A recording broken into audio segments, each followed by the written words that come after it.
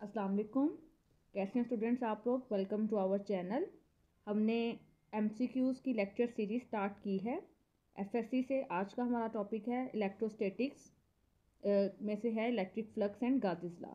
तो first MCQ से हमारे पास इलेक्ट्रिक फ्लक्स क्या होता है। तो इलेक्ट्रिक फ्लक्स की हमने डेफिनेशन पढ़ी हुई है। Electric flux is the dot product of electric field intensity and vector area. तो flux is equal to E dot A। तो हमारे पास राइट ऑप्शन क्या है। ए है cross product of two vectors. No, ये दो वेक्टर्स का क्रॉस प्रोडक्ट नहीं है, डॉट प्रोडक्ट है। तो बी ऑप्शन है dot product of two vectors. Yes, ये राइट ऑप्शन है। नेक्स्ट है ए वेक्टर क्वांटिटी।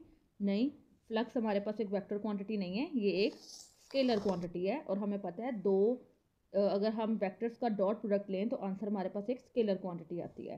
तो डी ऑप्शन है स्केलर क्वांटिटी, ये भी राइट ऑप्शन है। तो ई क्या है, बोथ बी एंड डी। तो हमारे पास राइट ऑप्शन फिर क्या है इसका, ई राइट ऑप्शन है।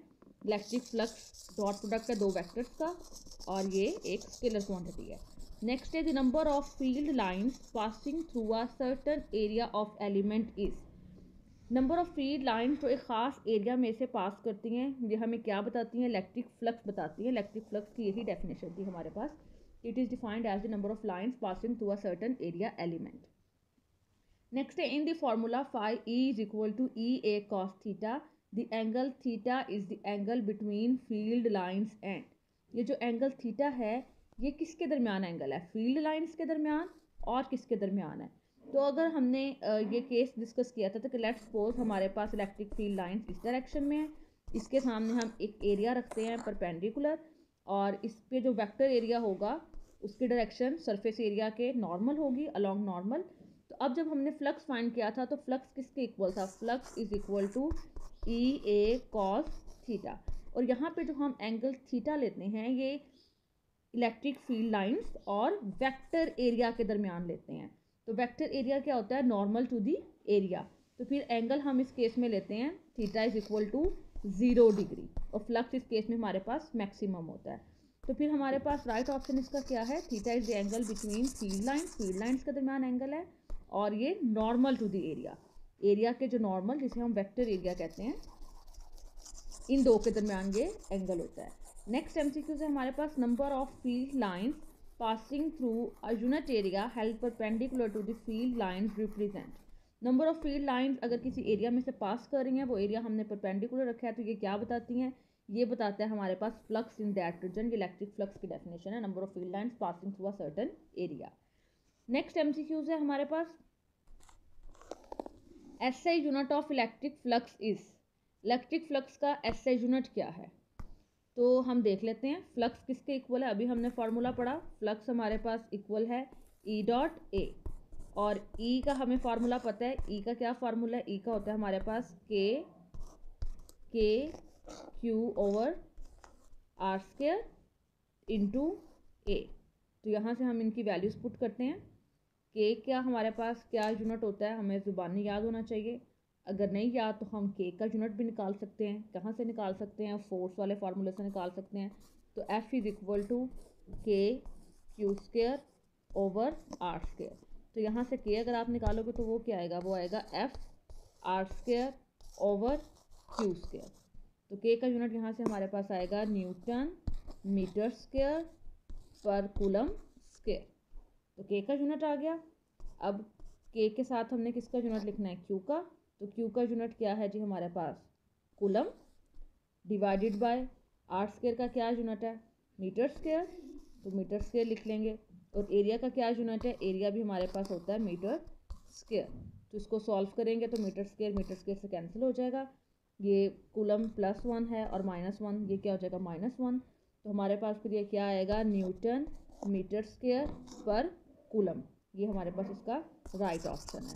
तो Newton metre square per coulomb हम देख लेते हैं हमारे पास कौन सा ऑप्शन है, ये newton metre square per coulomb, ये हमारे पास B है। तो B is our right option.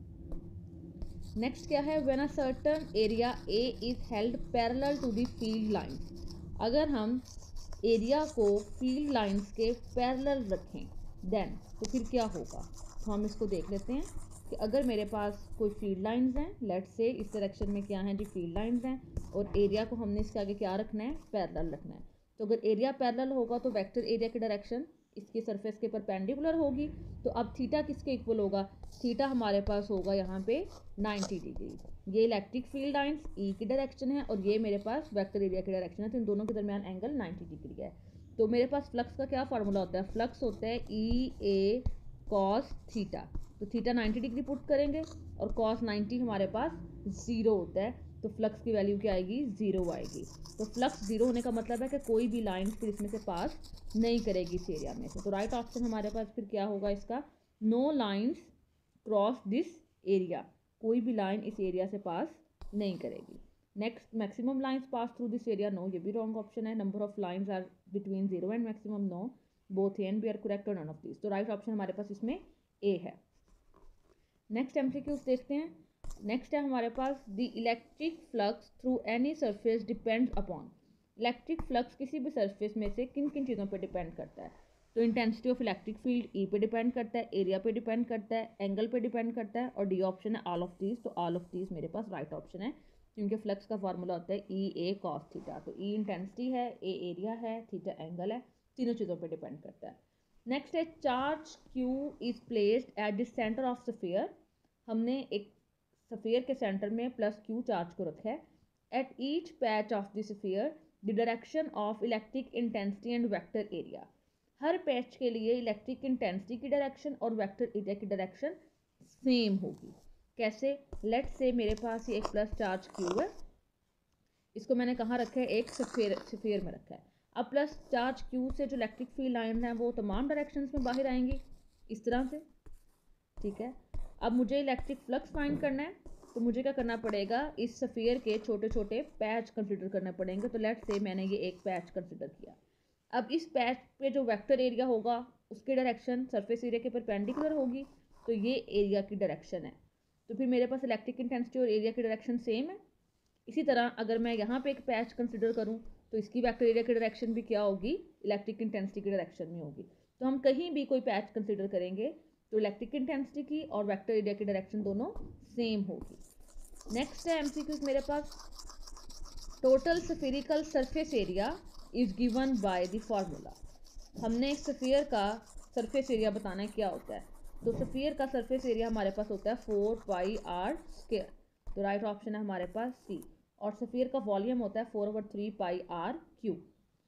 Next हम देख लेते हैं, नेक्स्ट एमसीक्यूज है हमारे पास, to find flux by the formula phi is equal to E dot A, surface area should be. तो सरफेस एरिया हमारे पास इस केस में क्या होना चाहिए, फ्लैट होना चाहिए। हमने ये फ्लैट के लिए फार्मूला पढ़ा, इसीलिए जब हम किसी स्फेरिकल बॉडी से फाइंड किया था तो हमने स्फीयर के छोटे छोटे पैच लिए थे, तो हर पैच एक फ्लैट एरिया के तौर पे बिहेव करता है।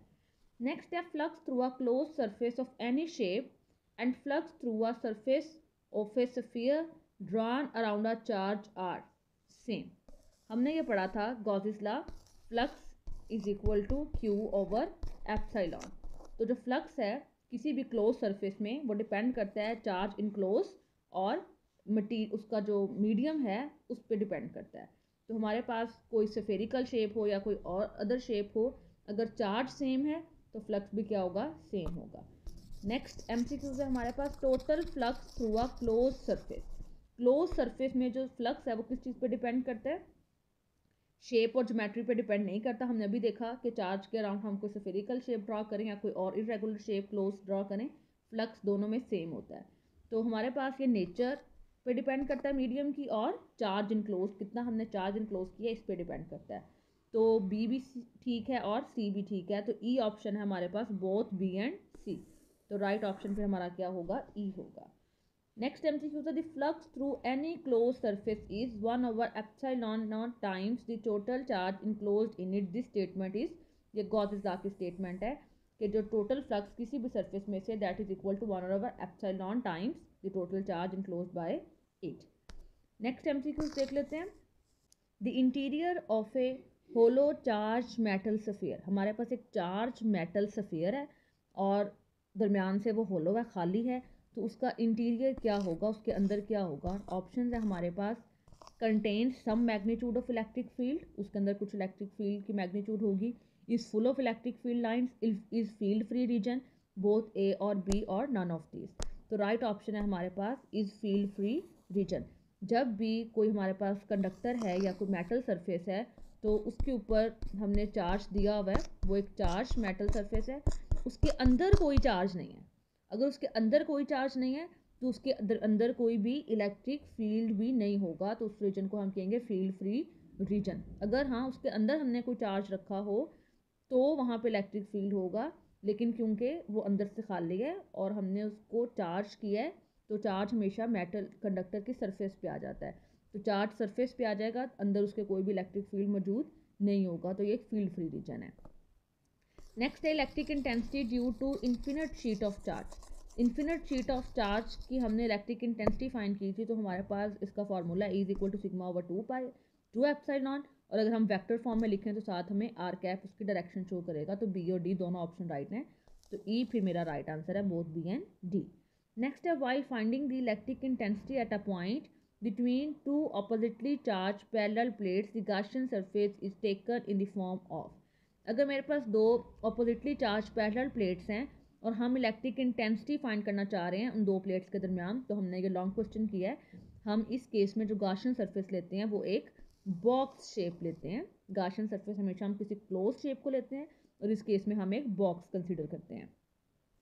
नेक्स्ट है हमारे पास a field free region is found. Field free region कहाँ पे मिलता है?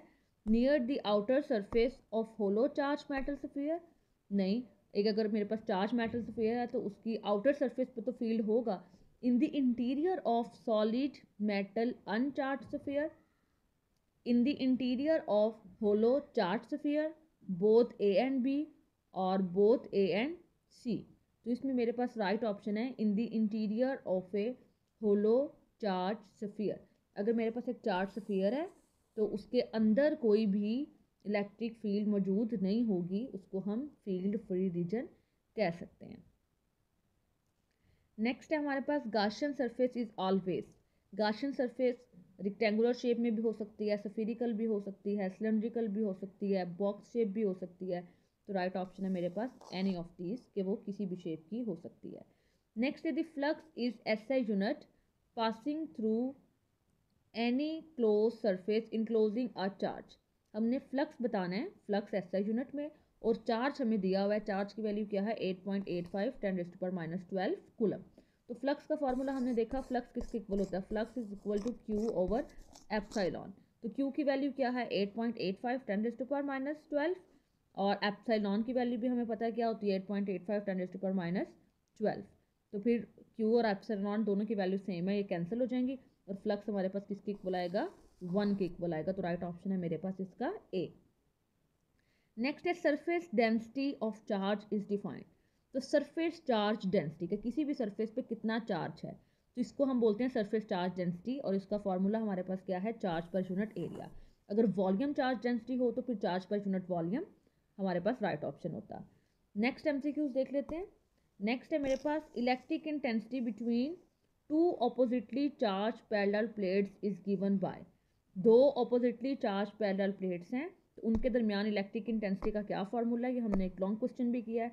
मेरे पास इसका फार्मूला है sigma over epsilon R cap, ये वेक्टर फॉर्म है, और सिग्मा ओवर एप्सिलॉन ये मेरे पास उसकी स्केलर फॉर्म है, मैग्नीट्यूड फॉर्म में है।